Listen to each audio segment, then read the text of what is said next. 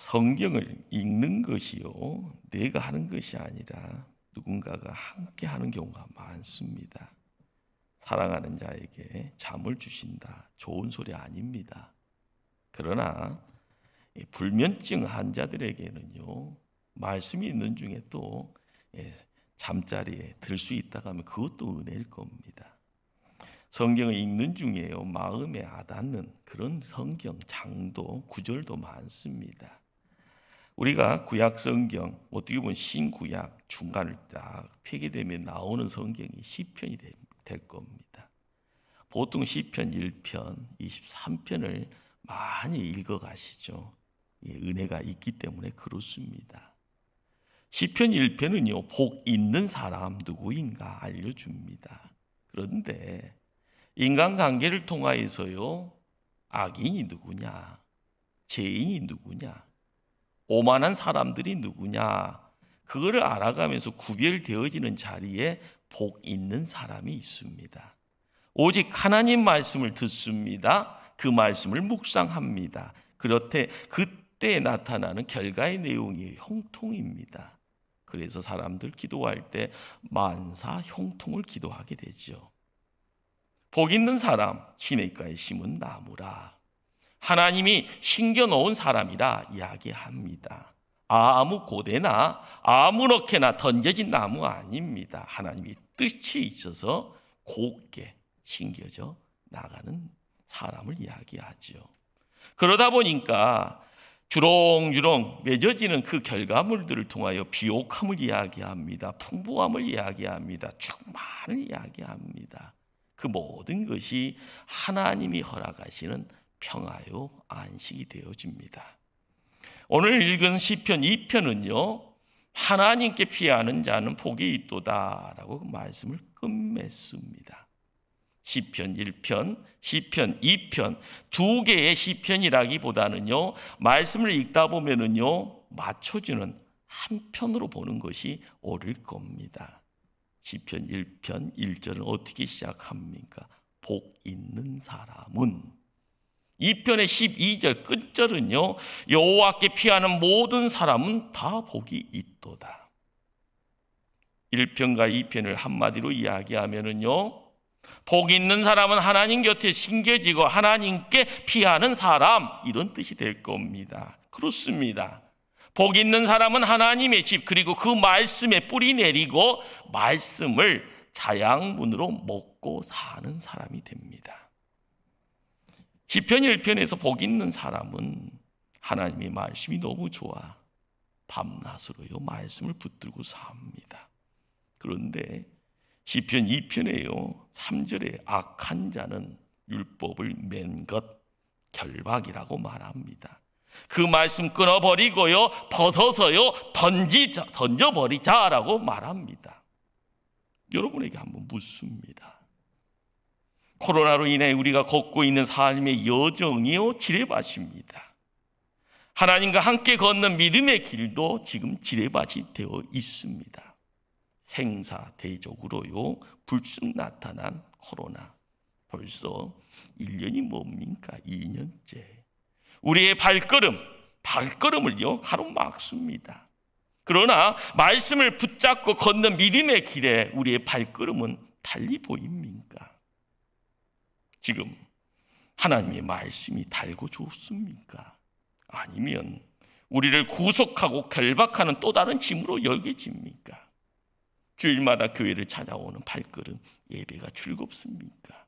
아니면 일주일마다 한번 감당해야 될 무거운 짐으로 찾아옵니까? 찬양도 좋고 말씀도 좋은데 헌신은 결박이요, 봉헌은 부담입니까? 오늘 본문은요, 우리에게 이야기합니다. 악인들은 이렇더라고요. 창조 때부터입니다. 그리고 지금도요, 은밀하게, 그러나 지금은요, 담대하게 큰 소리 외쳐서 말합니다. 교회와 예수를 대적하라고요. 기름 부은 받은 자 예수와 목사를 대적하라고요. 그들은 우리를 율법에 묶어두려고 하고 있다라고 이야기합니다. 종교의 결박을 벗어 던져버리고 이제는 자유함으로 나아가라고 크게 외칩니다. 그러나 기억하십시오. 고속도로를 달리던 자동차가요, 왜 우리를 이 좁은 구속으로 가둬놓고 달리게 하는가? 저 난간을 뚫고 한번 자유롭게 달려보자고 한다면 어떻게 될까요? 결론적으로 죽습니다.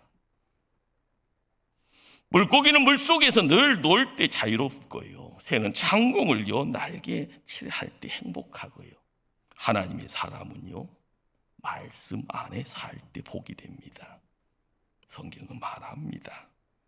선악과는 잘 짓기 때 축복이지만 따 먹는 순간 곧 저주가 됩니다. 이 시대의 선악과가 무엇일까요? 선악과를 보면서요 축복과 저주를 떠올라야 합니다. 먹으면 죽습니다.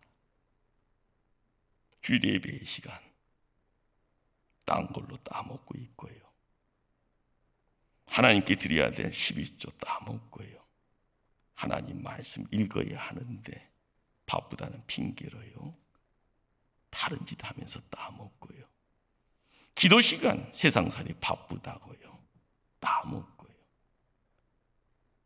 그렇게 살다 보면 무한히 자유로울 줄 아십니까?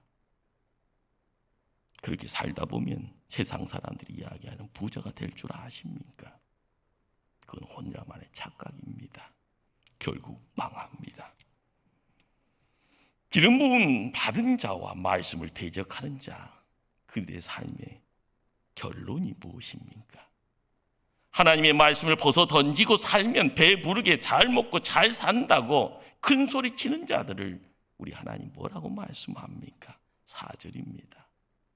하늘에 계신 이가 웃으시며 주께서 그들을 빛 웃으시리로다. 비웃는다고 합니다. 세상에 어떤 권세가 예수님 핍박하고 끝까지 승리했을까요? 사울이 유대교에 묶여 있을 때 예수 믿기 전에 예수 믿는 사람들을 핍박합니다. 그러나 교회 멸망하지 않았습니다. 네로의 황제를 비롯한 로마의 황제들이 기독교를 박해합니다. 그러나 카타콤은 모습을 드러냈지만요, 교회는 사라지지 않았습니다. 로마 제국 자체가 기독교 말사 정책을 펴지만은요, 교회는 더 든든히 흩어지는 것 같지만 더 든든히 세워졌습니다. 독일에 흩틀러 유대인들 학살합니다. 기독교를 맞살려고 했습니다. 그러나 기독교는 수를 더해가며 전도를 통하여 세상에 널리 펴져갔습니다. 공산주의는요 종교를 아편이라고 합니다. 그러는 가운데요 기독교를 핍박합니다. 그러나 지금도 중국 땅에 지하교회가 얼마나 많고요, 북한 땅에도 지하교회가 있다고 합니다. 일본 제국주의도 마찬가지였습니다. 무수한 사람들이요 죽였죠. 순교자의 그 피가 복음의 씨앗이 되어 이 시대에 한국교회를 든든하게 세웠습니다. 하나님을 대적하는 붉은 용, 사단의 세력은요 성경은 이야기합니다. 결국에 산산조각이 날 것이라. 우리의 인생길은 그렇습니다. 한 치 앞밖에 못 보는 인생. 그렇지만 하나님은 우리와 함께 영혼의 시간을 논하기를 원합니다. 눈에 보여지는 고난, 눈에 보여지는 환난, 인간의 힘으로 해결할 수 없는 너무 무거운 세상의 치마 앞에 우리 하나님은 넉넉하게 승리했다라고 말씀합니다. 고난 가운데 하나님의 말씀 붙들고 사는 사람들을 향하여 우리 하나님 계속 말씀합니다. 개인적인 손해를 보면서도요 말씀 때문에, 고난과 재앙 가운데서도요 말씀 때문에 기뻐하고 사는 사람들에게 말씀합니다. 예배 시간마다 하나님 임재를 소망합니다. 거룩한 시온산의 성전에 있는 것처럼요 나의 왕 대신 하나님 만나고 예수님 만나는 기쁨으로 살기를 원하는 사람들에게 말씀합니다. 너는 소중한 나의 아들이라. 7절 말씀 우리 한 목소리로 한번 합독합니다. 7절 하반 끝자락 말씀입니다. 뒤에 내가 여호와의 명령을 전하노라. 여호와께서 내게 이르시되 너는 내 아들이라. 오늘 내가 너를 낳았도다. 이사야 선지자도요, 하나님의 백성들을요 자식이라고 설명하지요. 이사야 49장의 말씀입니다. 여인이 어찌 그 젖 먹는 자식을 잊겠으며 자기 태에서 난 아들을 긍휼히 여기지 않겠느냐. 그들은 혹시 잊을지라도 나는 너를 잊지 아니할 것이라. 내가 너를 내 손바닥에 새겼고 나의 성백이 항상 내 앞에 있나니. 우리의 삶의 자리에 누군가가 있습니다. 그분은 나에게 어떤 분입니까? 교계의 조그만 잡지에서 소개된 이야기입니다. 두 촌축 남녀가 결혼해서 부부가 되었습니다. 생활 자체가요 없는 집안에서 있다 보니까 뭐 이렇게 크게 화려한 결혼식 기대도 못했고요. 그래서요 결혼 후에는 투잡이죠, 투잡. 따로따로 직장에 다니는 그런 어떤 가정이죠. 부인이 안질이 생겨서 안과의 치료를 받게 되는데 수술을 하게 됩니다. 그 수술이 잘못돼서 시력을 상실하게 됩니다. 없는 집안의 이 부부에게는 재앙이 찾아온 겁니다. 너무나도 절망스럽고요. 그러나 부부는요 서로의 사랑을 오히려 섬기는 기회로 삼습니다. 아침마다 남편은 아내를 사업장까지 데려다 줍니다. 먼 길입니다. 그리고 자기의 일터로 또다시 출근을 시작합니다. 그 시간이 바로 2년의 시간이 흘러갑니다. 아내가 혼자서 조금씩 바깥 외출을 할 수 있을 무렵 남편이 말합니다. 여보, 당신을 출근시키고 다시 회사에 가는 거 너무 힘드네. 당신이 일을 그만두든지 아니면 혼자 다녀야 할 것 같네. 그냥 지나가는 소리인 줄 알았건만요. 그 다음 날부터 남편은 행안히 혼자 출근해 버립니다. 남편이 나가고 나서요 5만 가지 생각 들지만 직장을 다녀야 된다는 그 사명감 때문에요 그냥 꾸역꾸역 혼자 해보는 첫 출근입니다. 넘어집니다. 무릎이 깨지고요 피가 흘리고요 정말 힘겹게 출근을 합니다. 언제 사고라도 당할지 모르는 아슬아슬한 출퇴근의 시간, 그 시간이 1년이 지나갑니다. 어느 날 항상 같은 시간에 차게 되는 버스 운전사가 이 부인에게 말을 건넵니다. 부인은 참 행복한 사람입니다. 부인은 못 느낄 것 같은데 지난 1년 당신 뒤에 당신 곁에 항상 당신의 남편이 있었어. 당신보다 한 걸음 뒤에 버스 타고 항상 당신의 뒷자리에 앉아 당신 바라보고 버스에 내서 당신이 사무실 들어가는 걸 보면서 손을 흔들고 있었어. 그런데 며칠 전부터 당신 남편이 안 보이는군요 라고 이야기해 줍니다. 부인은요 털썩 주저앉아서 엉엉 울고 맙니다. 왜요? 고마워서요. 그 사랑의 감격에서 엉엉 웁니다. 우리 하나님도 언제나 우리 곁에 우리를 지키십니다. 맹인 아내를 돌보는 이 멋진 남편처럼 말입니다. 우리 하나님 멋쟁이입니다. 우리가 그 멋쟁이 하나님 알지 못하게 걱정하고요 불평하고요 다른 데 눈 돌릴 때가 많습니다. 사랑하는 성도님들, 사랑할 때 한 인간의 사랑도 이처럼 아름다울 수가 있습니다. 우리 주님을 어떤 분으로 상상해 왔습니까? 고난 중에 있는 모든 성도님들도요 명심하시길 바랍니다. 8절에요 내 소유가 땅끝까지 이르리로다. 9절은요 철장으로 그들을 깨뜨리며 질그릇같이 부수리라 하시도다.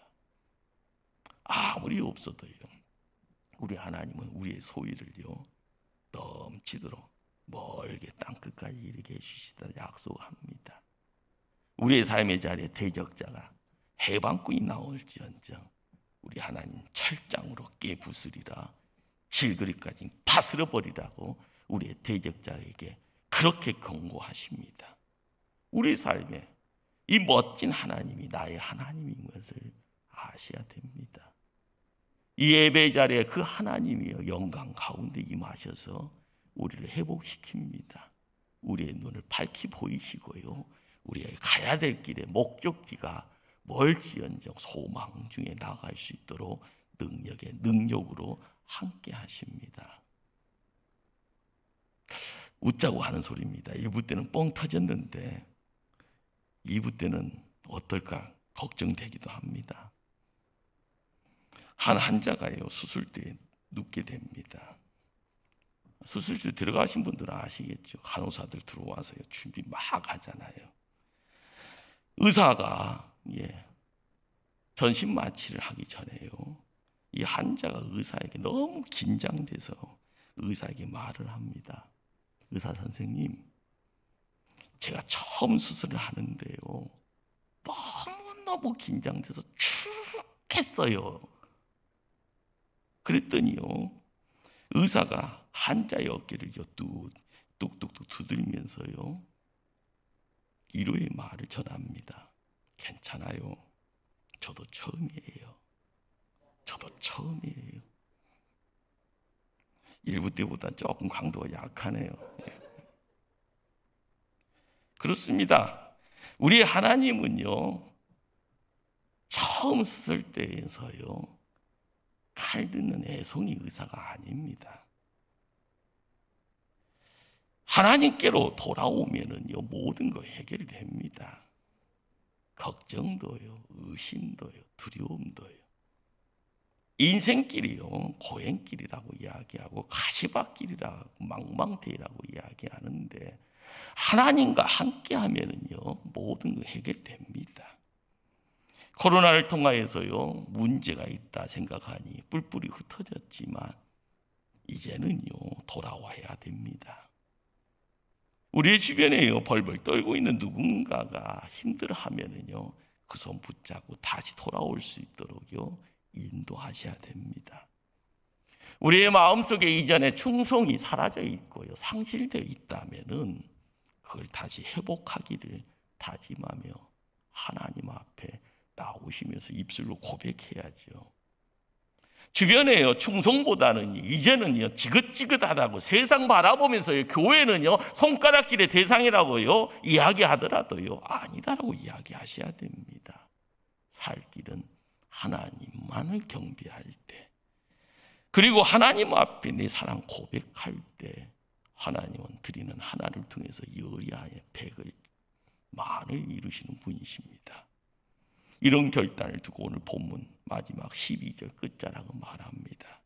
그의 아들에게 입 맞추라. 그렇습니다.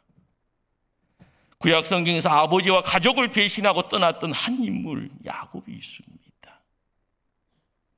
고향 땅 떠나서요, 이역말 20년의 긴 세월 발걸음 돌아올 때 형 예수와 하의 입을 맞춰야 했습니다. 신약 성경에 집 나간 탕자가 있습니다. 이제는 돌아오라. 외롭지 않느냐. 너 떠난 뒤에 너를 기다리고 저 멀리 마을의 동급바를 항상 먼 발치에서 지켜봤던 그 아버지 품에 안기며 아버지에게 회개의 입을 맞추라. 충성스러운 신하들이 그 임금의 발에 입 맞추듯이 너는 우리 하나님께 충성의 입을 맞추라. 예수님의 발에 기름 붓고 머리로 닦으며 입 맞추던 마리아처럼요, 주님만 사랑하기를 결단하며 사랑의 입을 맞추라. 그렇습니다. 입 맞추는 것, 그분의 사랑을 인정하고 받아들이는 것입니다. 나도 당신을 사랑합니다. 그런 고백의 행위입니다. 우리가 예배를 드리면서요, 이 공간에 여호와의 영이 충만함을 믿으시면 아멘 한번 하시길 바랍니다. 이곳에요, 하나님이 임하시고요, 이곳이 하나님의 품임을 고백할 때마다 마음문을 여셔야 됩니다. 내 길을 열어야 됩니다. 내 눈을 열어야 됩니다. 이곳에 임하여 우리를 품어주시옵소서. 성령님 인정합니다. 성령님 받아들이기를 원합니다. 당신이 오셔서 나를 다스리시고 나를 이끌어 주시고 이 시대에 불기둥 구름기둥이 어디 있는지를요 깨닫게 하시고 순종의 자리, 결단의 자리, 헌신의 자리로 나를 들어 사용해 주시옵소서. 언제 어떤 모습으로 오시든 그분 앞에 사랑 입맞춤으로 함께하기를 원합니다. 성경은 이야기합니다. 사랑하는 자들아 그의 아들에게 입맞추라. 시편 1편과 2편의 결론을 맺어야 될 시간입니다. 마지막 구절이요. 여호와께 피하는 모든 사람은 다 복이 있도다. 다른 데 길이 있는 것이 아니라 하나님께 나아갈 때 그것이 안전지대입니다. 그것이 안전지대라는 말이 무엇일까요? 지켜주신다는 것이고요. 그분 통하여서 이루는 다음의 시간, 미래의 시간, 나는 추측할 수 없고 상상할 수 없지만 하나님은 그 시간을 당신의 손으로 쥐고 계십니다. 여호와께 피하는 모든 사람 다 복이 있도다. 우리의 나아갈 곳이요 정해진 겁니다. 하나님께 피하자. 하나님께 피하자. 하나님 앞에 모든 것을 드릴 수 있어야만 우리의 삶은 새로워질 겁니다. 교회는요, 큰 교회랑 해서 유명한 교회가 될 수도 있지만 그렇지 않습니다. 이 초대교회가 유명한 교회 되기를 원합니까? 여러분이요 하나님 편에 바로 서면 됩니다. 제가 여러분에게 이제 소개할 장로님은 경상도 분입니다. 이분이 이제 경상도 이제 안동이라는 안동이 참 지금도 옛날 분위기가 물씬 나는 그런 동네더만요. 제가 한번 가봤거든요. 안동교회도 방문도 해봤는데 왜 이 교회가 유명할 수밖에 없는가 하는 이유가 있더만요. 거기에 있는 사람 때문에 그렇습니다. 33년 동안 안동 성자원에서 900명의 한센병자를 섬겼던 정창근 장로님. 성자원 원장 자리에서 은퇴하면서 남긴 글입니다. 안동 성자원과 33년의 인연 맞추면서 그냥 그렇게 미안하고 점점 그리고 고맙습니다. 술에다가 인삼 담아두면 술이 인삼되고 인삼이 술이 되겠지요. 그런데 나는 여러분과 33년을 같이 했지만 한센인이 못되고 건강하게 나가게 되어 미안합니다. 데미안 신부 보기에도 미안해요. 그런 결국 한센병에 걸려 그들과 함께 했지요. 손양원 목사님은 애양원에서 한센인의 고름 빨았다고 했는데 나는 여러분의 고름 한번 빨아보지 못했어요. 미안해요. 앞으로 빨 수 있도록 해보겠습니다. 내가 미안해요. 젊어서 소록대에 들어와 백발이 되도록 봉사하고 편지 한 장만 남기고 떠난 마르아느 선교사나 마가렛 선교사 보기에도 부끄러워요. 내가 이곳에 33년간 있어도 여러분에게 해준 것이 없습니다. 그런 뜻에서 내가 여러분에게 자꾸 나타나서 명예 온장이니 수고했느니 이런 말을 들을 이유도 아무것도 없습니다. 믿음의 사람은 좋은 일을 하고도 아무 일이 없었던 것처럼 하고 떠나는 것입니다. 참 대단합니다. 홍 목사의 말년이 이렇게 아름다웠으면 좋겠다. 그렇게 한번 소망하며 기도해 봅니다. 이 장로님 대구 사람이었고요. 경북대 의대 졸업 후에 군 복무 마치고요.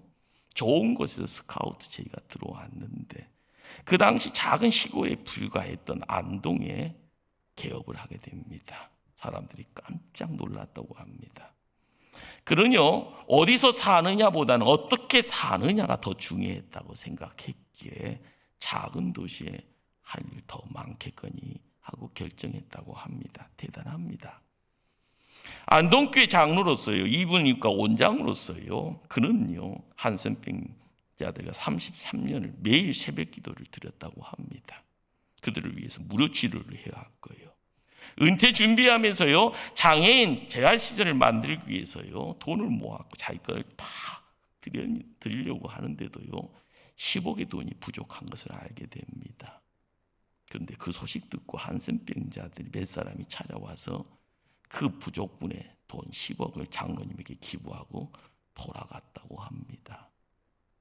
이것이 한 인간이 몸으로 실천하면서 드리는 영향력의 결과물이다 생각이 됩니다. 더 재밌는 것은요, 이거 실화입니다. 연말 성탄절을 앞둔 12월 22일입니다. 안동 금은방 협회장을 하면서요, 금은방을 하시는 분의 집에 4인조 강도가 들어옵니다. 부인과 딸을 묶어놓고 금품 요구합니다. 이 주인 양반 강도들에게 숨겨둔 돈 다 찾아주면서요, 시집 안 간 딸 제발 이 강도들이 욕보이려고요 하는 모습에 우리 부부는 어찌도 괜찮은데 제발 딸만은 무사하도록 해달라고 무릎 꿇고 빌었다고 합니다. 그때에 강도 중에 한 사람이 집안을 뒤집다가 감사패 하나를 발견합니다. 그 감사패에 쓰인 정창근이라는 이름을 발견하고 강도들이 마음을 돌이킵니다. 그 집에 아무런 피해 주지 않고 돌아갔다고 합니다. 거기서 들려지는 이야기가요, 당신이 정창근 장로에게 감사패를 받을 수 있는 사람이라면 당신도 우리에게 존경받아 마땅합니다. 이런 말을 전했다고 합니다. 교회는 거물로 이야기하는 것 아닙니다. 교회는 하나님이 복받는 사람들을 통하여서 이루어지는 하나님의 지경입니다. 존경받는 한 장로의 이름이요, 강도로부터 딸과 가족 그리고 재산을 지켜나갔다라는 것 대단하지요. 그러나 하나님의 이름 통하여서 일어나는 역사가 어떠할까요? 그 이름 예수 이름 부를 때 그 힘이, 그 어떠한 힘이 거기에 함께 할 텐데 우리는 그걸 알아야 되는데요. 복 있는 사람은요, 여호와의 품에 안기고 여호와의 이름 안에 거하며요, 그 말씀을 자양분으로 세상 살아가면서 고통의 자리, 어려움의 자리, 재앙의 자리요, 내 힘으로 감당할 수 없는 불가능의 자리 속에서도 하나님의 간섭을 느끼는 사람들입니다. 복 있는 사람, 하나님의 말씀을 즐거워합니다. 시냇가에 심은 나무처럼 가뭄의 때에도요, 하나님 앞에 나가기 있을 때 하나님은 주렁주렁 열매 맺게 합니다. 교회와 말씀의 뿌리 잘 내리고 사는 사람, 복 있는 사람입니다. 하나님 그러한 사람들의 삶을 인정합니다. 그때 들려지는 하늘의 음성은 너는 내 아들이다, 너는 나의 가족이다. 명인 아내의 한 발자국 뒤에서 아내를 지켰던 사랑스러운 남편처럼 바로 멋쟁이 하나님 우리를 지키십니다. 복 있는 사람들아, 여호와께 입 맞추라. 여호와와 함께 화목하라. 하나님께 피하는 자는 복이 있도다. 기도하십니다.